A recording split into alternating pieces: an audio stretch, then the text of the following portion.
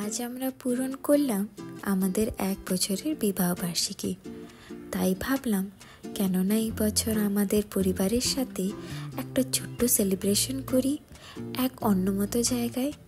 সেই ভেবে চলে এলাম বাওয়ালি ফার্ম হাউস বজবজে। এত সুন্দর জায়গা হয় তা ভাবাই যায় না।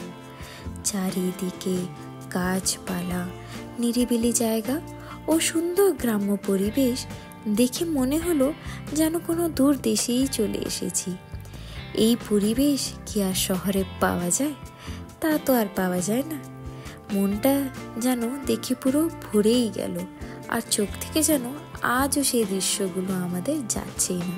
শুধু জায়গাটা সুন্দর তা না, ছিল সুন্দর এই হস্তশিল্প কাজ প্রতিটি ঘরের প্রতিটি দেওয়ালে। এই কাজ দেখে আমার সেই ছোট্টবেলাকার কাটানো সেই গ্রামের দিনগুলো মনে পড়ে গেল।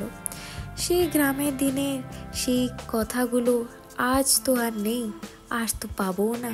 কিন্তু যে কাজগুলো যে এত সুন্দর এখনও আছে দেখে যেন মনটা খুব সন্তুষ্ট হলো।